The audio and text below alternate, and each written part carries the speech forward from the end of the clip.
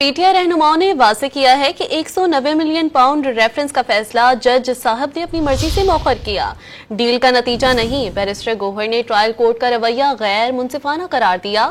سلمان اکرم راجہ نے واضح کیا کہ فیصلہ مؤخر ہونے کا مذاکرات سے کوئی تعلق نہیں۔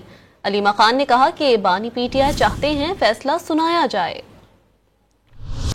پاکستان تحصاف کے رہنماؤں نے 190 ملین پاؤنڈ ریفرنس کا فیصلہ ایک بار پھر مؤخر ہونے پر مایوسی کا اظہار کیا۔ چیئرمین تحریک انصاف بیرسٹر گوہر نے واضح کیا کہ فیصلہ جج صاحب نے اپنی مرضی سے مؤخر کیا، یہ کسی ڈیل کا نتیجہ نہیں۔ یہ کیس بالکل بیہودہ بیس لیس کیس ہے۔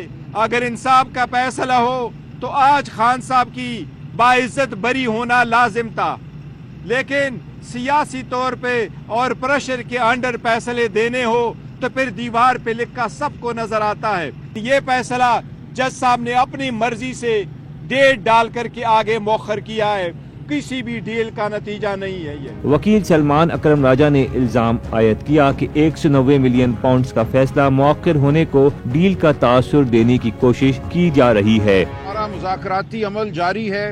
سننے میں یہ آ رہا ہے کہ 15 تاریخ کو تیسری نشست ہوگی، لیکن اگر کوئی یہ تاثر دینا چاہتا ہے کہ اس مذاکرات کی وجہ سے فیصلہ مؤخر کیا گیا ہے تو بالکل یہ غلط ہے۔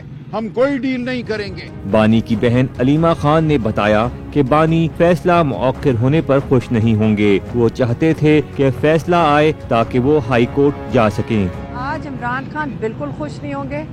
میرا خیال ہے کہ وہ اس چیز پہ اپسیٹ ہوں گے۔ وہ ایک مہینے سے وہ کہہ رہے ہیں کہ اس کے اوپر سزا سناؤ، ایسی گھسیٹا جا رہا ہے اس کیس کو، سزا سناؤ تاکہ ہم یہ کیس ہائی کورٹ میں لے کر جائیں۔ وہ چاہتے ہیں کہ ساری دنیا کو پتہ چلے کہ القادر یونیورسٹی کیا ہے۔